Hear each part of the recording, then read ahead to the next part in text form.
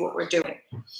So this cake, this roll, it's so simple. It's just throw everything in, mix it up, and you gotta let it sit in the refrigerator for about half an hour, 20 minutes for all the almond and the flour to absorb the moisture. And then you bake it. So we're making this almond brown sugar. It has 1 cup, the ingredients will be listed, but it has 1 cup of almond flour and half a cup of all-purpose flour. You can do cake flour if you want. You can also do gluten-free flour. 5 tablespoons of cornstarch, which is the only thing I forgot to bring. I'm going to grab that and be right back. And then you can make it your own if you want to add any spices to it. 5 tablespoons of cornstarch.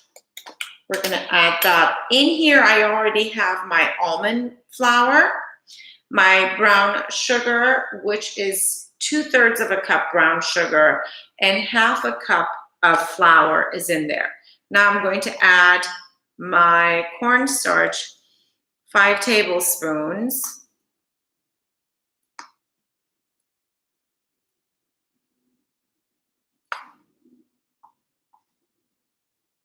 5 tablespoons of cornstarch. I don't even sift it. Notice it's so simple. Then I'll just take a whisk and break up the chunks and kind of get everything together. And if you have bigger chunks, you just kind of tap them out. You can get in there with your fingers and crumble the brown sugar. Sometimes sticks together. I hope I've told you guys to keep a toast in your brown sugar jar, just a piece of toast or bread. It absorbs the moisture so your sugar doesn't get hard. Brown sugar tends to get really hard. It has a lot of moisture in it. And then if you have little balls of brown sugar, clusters of brown sugar or almond, just kind of go in there. If you do it too hard, it'll stick together again. So don't do that. Just kind of use your fingertips, run through it, and crumble them. You could also sift. I just don't want to bring a whole bunch of stuff around me. And then from this point forward, it's quite simple. I mean, the whole thing is really simple. We need salt in there, always a pinch of salt. Okay.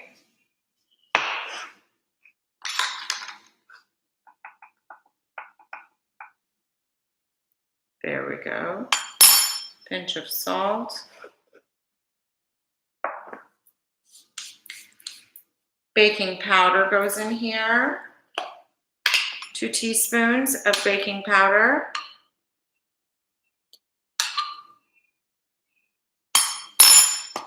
So this is really light. We're making a roll, kind of like a roulade, but a completely different recipe using almond flour, majority of almond flour. I do have half a cup of regular flour in there, but if you guys are gluten-free, use gluten-free flour. If you want to be completely carb-free, you might want to make this without the flour, but it'll have a hard time rolling out. So that you might want to make it into little cookies instead of a roll. So this is going to be cooked in a cookie sheet, sorry, and then I'm going to roll it out the minute it comes out of the oven with a towel in between, just like you do a roulade.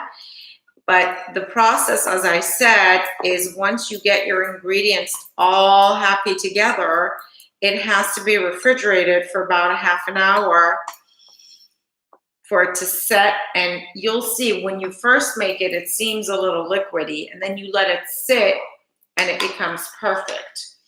Now, read over your list, your recipe list, to make sure you don't forget anything. So I have almond flour, all-purpose flour, cornstarch I just put in, baking powder, brown sugar is in there. Now, at this point, you can do butter if you don't care about being vegan. You can do coconut oil, a third of a cup melted butter or coconut butter or avocado oil, which is my favorite thing to cook with, vegan butter.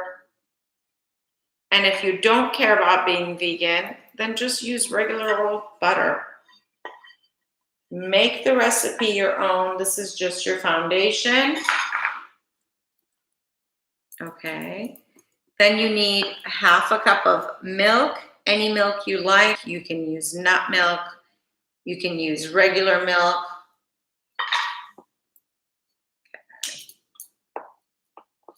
And I like to do vanilla paste in this, or vanilla bean.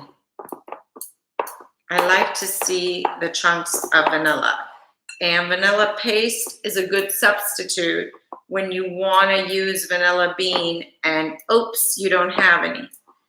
See, it becomes kind of like this, thick and mushy. It's thick and mushy. 1 tablespoon of lemon juice, a good tablespoon. That's a good old squeeze.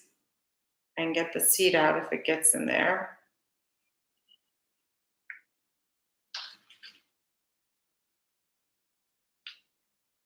Right? 1 tablespoon of lemon juice. And now I have this. This is vanilla bean. It's vanilla bean powder. God, I love it. I keep finding these new things. Amazon, so many of you are going to ask me. It's vanilla bean powder. I put 1 teaspoon in there because I love the smell and I love to see it. I'm very visual when I eat. I look at my food. I look at the bite. There we go. Now this will set. This looks kind of like a thick cookie dough. My pleasure. This will set and it'll become its own perfect consistency. Okay? And then I'm going to come back and show you guys how I'm going to spread it in my cookie sheet and bake it and then roll it. This will be a couple of times we're going to get together today. And I do want to get some mascarpone cheese because that's going to be the filling. I just came up with it. I swear to God, I was sitting in the kitchen and I thought, I have all these lemons. I felt like Italy. I was missing last summer being in the Amalfi Coast. And I thought, I really feel like limoncello, mascarpone. So that's how this came about. I'm going to come back and show you guys. I have to run to the market also and get mascarpone because I don't have it. Mascarpone. But that was simple. Try making this and let me know what you think. It's already also on YouTube. Thank you for following. Thank you for subscribing. And don't forget the notification bell. So 20 minutes to 30 minutes, it should sit in the refrigerator. So it just sets and absorbs all the moisture. And then we'll show you guys how to roll it. Mwah. Come back.